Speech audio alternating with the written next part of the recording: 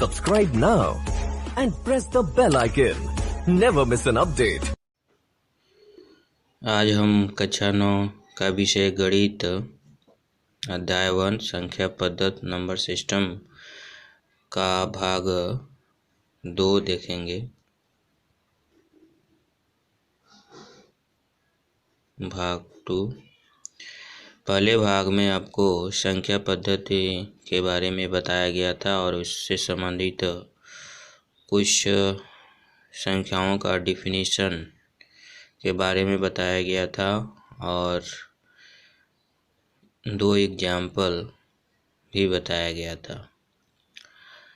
आज हम प्रश्नावली 1.1 पढ़ेंगे अभ्यास 1 का और दिए गए प्रश्नावली में प्रश्नों को सॉल्व करेंगे। ठीक है, इसमें आपका पहला जो प्रश्न लिखा गया है, क्या 0 एक परमेय संख्या है? तो कल आपको बताया गया था कि परमेय संख्या क्या होता है।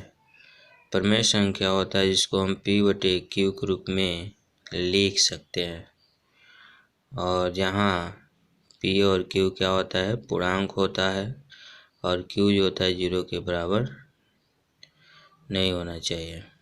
ठीक है ना। तो यहाँ पे 0 एक परमेय संख्या है, यानी जो प्राकृतिक जो संख्या होता है 1 2 3 4 5 6 7 8 9 10 हम जो गिनती में लिखते हैं अनंत तक, उन सभी प्राकृतिक संख्याओं को हम P/Q के रूप में लिख सकते हैं। उसी प्रकार जो पूर्ण संख्या होता है, जो प्राकृतिक संख्या से पहले हम 0 लगा देते हैं, इन सभी पूर्ण संख्याओं को भी हम परमेय संख्या के रूप में लिख सकते हैं। कल एक एग्जाम्पल आपको बताया गया था, ट्रू और फॉल्स के कंडीशन पर आधारित था, जिसमें बताया गया था कि प्रत्येक पूर्ण संख्या एक प्राकृतिक संख्या होती है। यह सत्य होता है क्योंकि पूर्ण संख्या में 0 होता है। 0 जो होता है प्राकृतिक संख्या नहीं होती है। उसी तरह यहाँ पर भी हम इस कथन को डिफाइन कर सकते हैं कि जो भी प्राकृतिक संख्या है, जो भी पूर्ण संख्या है, इसको हम परमेय संख्या के रूप में लिख सकते हैं। लेकिन जो परमेय संख्या है, ठीक है ना, वो प्राकृतिक संख्या या पूर्ण संख्या नहीं हो सकती। तो चलिए यहाँ पे प्रश्न जो दिया गया है इसको हम सॉल्व करते हैं। दिया है कि क्या 0 एक परमेय संख्या है? 0, तो लिखेंगे 0 एक परमेय संख्या है।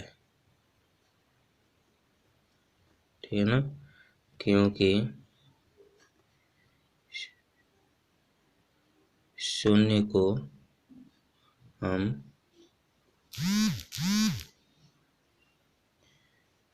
P/Q के रूप में लिख सकते हैं।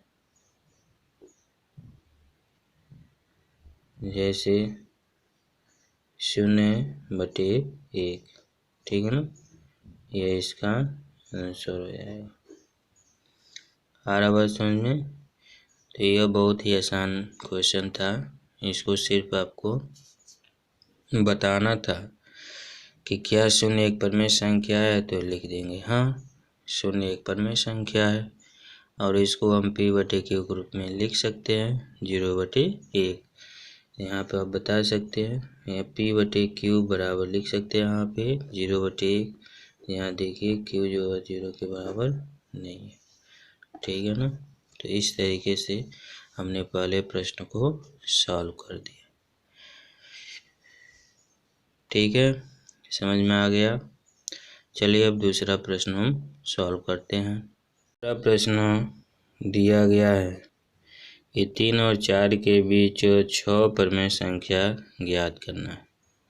कल इस तरह का प्रश्न आपको एक बताया गया था इसके पहले भाग में कि हम इसको 2 मेथड से सॉल्व कर सकते हैं।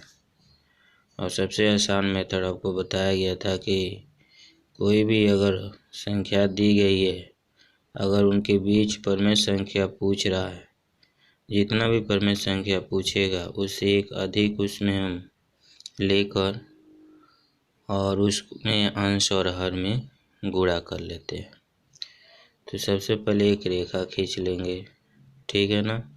यहाँ पे 3 और यहाँ पे 4, 3 और 4 के बीच हमको निकालना है। तो कितने परमेय संख्या निकालना है? 6। तो हमने 6 यहाँ पे भाग करेंगे, 1 2 3 4 5 6, ठीक है। 3 और 4 लिख लिए। अब इसके बाद से 6 परमेय संख्या ज्ञात करना है, तो हमने 6 यहाँ पे पॉइंट बनाया, 1 2 3 4 5 6। अब हम क्या करेंगे, एक अधिक लेकर इसमें हम इसको P/Q के फॉर्म में कन्वर्ट करेंगे। तो इसलिए 6 परमेय संख्या को ज्ञात करना है, तो एक अधिक यानी 7 से अंश और हर में गुणा करेंगे। तो अंश और हर में गुणा करेंगे, तो अगर इसमें हम गुणा करते हैं 7/7, तो 7 तरीका 21/7 हो जाएगा, ठीक है।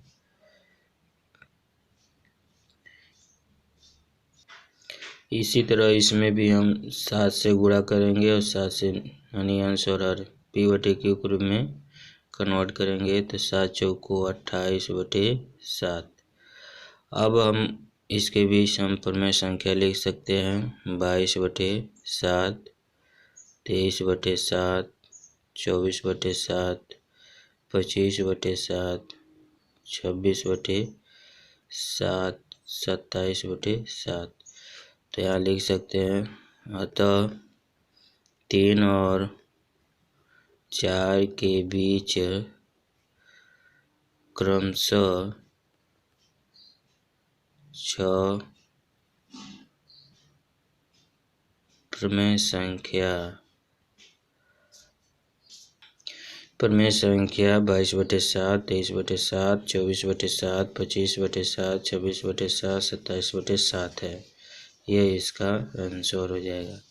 तो इस तरीके से आपने आसानी पूर्वक दिए गए संख्याओं के बीच हम 6 परमेय संख्याओं को ज्ञात कर लिया, ठीक है ना। तो ये आपका प्रश्न नंबर 2 था। अब इसके बाद से हम प्रश्न नंबर 3 पढ़ते हैं।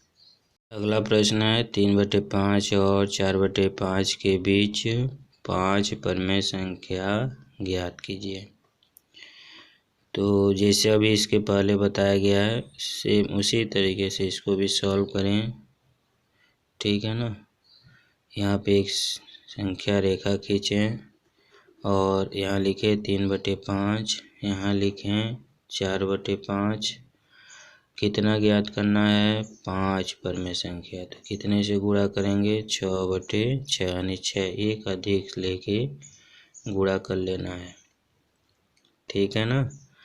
तो अब इसको गुणा कर लीजिए, 6 तरीका 18/6 × 30 और 6 चौका 4 छके 24/30। अब कितना परमेय संख्या ज्ञात करना है? 5। तो 1 2 3 4 5। अब यहाँ पे लिखिए 19/30, 20/30, 21/30, 22/30, 23/30। तो यह आपका 5 परमेय संख्या ज्ञात हो गया। अतः यहाँ लिखेंगे 3/5 और 4/5 के बीच 5 परमेय संख्या क्रमशः 19/30, 20/30, 21/30, 22/30, 23/30 है। यह आंसर हो जाएगा, ठीक है ना। तो देखिए कि इसको कितने आसानी पूर्वक सॉल्व किया जा रहा है। इसको हम फार्मूले के माध्यम से भी हम सॉल्व कर सकते हैं। तो अभी इसके बाद आपको वो मेथड बताया जाएगा किस तरीके से हम दो संख्याओं के बीच प्रमेय संख्या ज्ञात कर सकते हैं फार्मूले के माध्यम से। ठीक है, तो चलिए अगला प्रश्न हम देखते हैं। आज प्रश्नावली का ये लास्ट प्रश्न है, देखेंगे दिया गया है। इसमें कथन बताना है सत्य है या असत्य है, ट्रू फॉल्स का कंडीशन है, और कारण भी बताना है, यानी रीजन क्यों है। पहला जो प्रश्न दिया गया है, प्रत्येक प्राकृत संख्या एक पूर्ण संख्या होती है। तो आप यहाँ पे इसके डिफिनीशन से जान सकते हैं। जो प्राकृत संख्या हम लिखते हैं 1 2 3 4 5 6 अनंत तक, और जो पूर्ण संख्या लिखते हैं प्राकृत संख्या ही लिखा जाता है, लेकिन उससे पहले हम 0 लगा देते हैं। तो यहाँ से ये कह सकते हैं कि ये जो कथन दिया गया है वो क्या है, सत्य है। क्योंकि प्रत्येक जो प्राकृत संख्या एक पूर्ण संख्या होती है, लेकिन प्रत्येक जो पूर्ण संख्या है प्राकृतिक संख्या नहीं होती है। ये चीज़ आपको जानना है, ठीक है ना। जब इस कंडीशन से पूछेगा कि प्राकृत संख्या एक पूर्ण संख्या होती है तो यस, अपूर्ण संख्या प्राकृत संख्या होती है तो नहीं, ठीक है ना। क्योंकि पूर्ण संख्या में 0 आ जाता है, और 0 जो होता है प्राकृत संख्या नहीं होती है, ठीक है ना। तो पहला कथन आपका क्या हो गया, सत्य हो गया, ठीक है ना। पहला कथन आपको समझ में आ गया कि प्रत्येक प्राकृत संख्या, ठीक है ना, वह पूर्ण संख्या होती है, ठीक है। दूसरा है प्रत्येक पूर्णांक एक पूर्ण संख्या होती है, तो ये तो आपका क्या है, असत्य है। क्योंकि पूर्णांक में दो प्रकार के होते हैं, धनात्मक और ऋणात्मक होते हैं, और पूर्ण संख्या में केवल धनात्मक ही होते हैं, ठीक है ना। तो इसलिए ये भी कथन आपका क्या हो गया, असत्य हो गया। प्रत्येक परमेय संख्या एक पूर्ण संख्या होती है, ये भी क्या है, असत्य है। क्योंकि परमेय जो संख्या होता है उसको हम P/Q के रूप में डिफाइन करते हैं, और जो पूर्ण संख्या होता है इसको हम P/Q के रूप में डिफाइन नहीं करते हैं। तो हम प्रत्येक परमेय संख्या को पूर्ण संख्या के रूप में नहीं लिख सकते हैं, ठीक है ना। इसलिए ये कथन भी क्या हो गया, असत्य हो गया। तो ये आपको 3 प्रश्न ये समझ में आ गए कि प्रत्येक प्राकृतिक संख्या एक पूर्ण संख्या होती है, सत्य है। क्योंकि प्रत्येक प्राकृतिक संख्या को हम पूर्ण संख्या के रूप में देख सकते हैं। प्रत्येक पूर्णांक जो होता है उसमें धनात्मक और ऋणात्मक पूर्णांक भी होते हैं, पॉजिटिव और नेगेटिव इंटीजर भी होता है। तो इसलिए यह पूर्ण संख्या होती है, यानी नहीं होती है, ठीक है ना। धनात्मक तो होता है लेकिन इसमें ऋणात्मक भी होता है, लेकिन पूर्ण संख्या में धनात्मक सिर्फ होता है। तो इसलिए ये कथन आपका असत्य है। प्रत्येक प्रमेय संख्या को हम P/Q के रूप में दर्शाते हैं। तो प्रत्येक परमेय संख्या जो होता है पूर्ण संख्या नहीं हो सकता है, प्रत्येक नहीं हो सकता है। जैसे 0/1, 1/1, ठीक है ना, 2/1, 0/1, 1/1, 2/1, 3/2, 4/5, ऐसे हम लिखते हैं परमेय संख्याओं को, लेकिन सभी परमेय संख्या पूर्ण संख्या के रूप में नहीं हो सकती है। इसलिए कथन क्या हो गया, असत्य हो गया, ठीक है ना।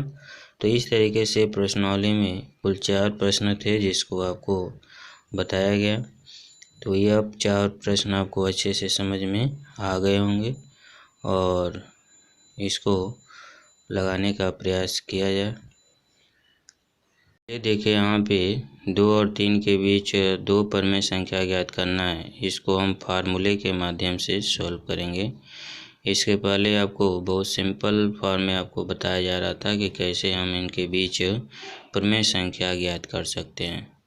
तो यहाँ पे इसको हम कैसे सॉल्व करते हैं, तो यहाँ लिख लेंगे, माना दो परमेय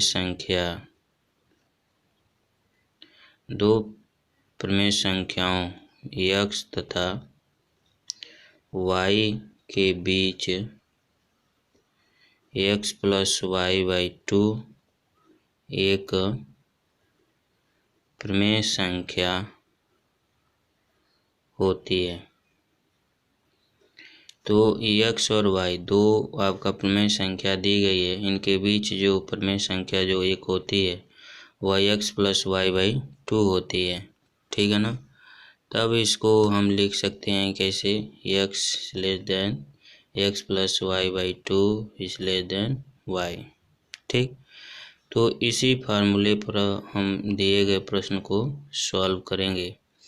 जैसे पहला प्रमेय संख्या ज्ञात करना होगा तो q मान लें, यानी 1/2 एक्स प्लस वाई। तो यहाँ से q बराबर 1/2 एक्स का मान देखिए यहाँ पे 3, एक्स बराबर 3, वाई बराबर एक्स बराबर 2, वाई बराबर 3 है। तो यहाँ पे 2 + 3 रखेंगे तो 2 और 3 5/2, ये पहला प्रमेय संख्या हो जाता है। अब दूसरा को निकालना हो, ठीक है, दूसरा प्रमेय संख्या, तो इसको आप Q1 मान लीजिए, इसको 2 मान लीजिए, दूसरा निकालना है। तो यहाँ पे कैसे लिखेंगे, तब 1/2, ठीक है ना, 1/2 लिखेंगे और यहाँ पे Q1 प्लस वाई लिखेंगे तब, ठीक है ना, Q1 प्लस वाई लिखा जाएगा। क्योंकि जो हम प्रमेय संख्या ज्ञात करते हैं x और y के बीच का ज्ञात करते हैं, तो x से और y से, यानी जो भी प्रमेय संख्या आपको मिलेगा वह x से बड़ा होगा और y से छोटा भी होगा। अब अगला जो प्रमेय संख्या हम ज्ञात करेंगे वह 5/2 और 3 के बीच का होना चाहिए, ठीक है ना।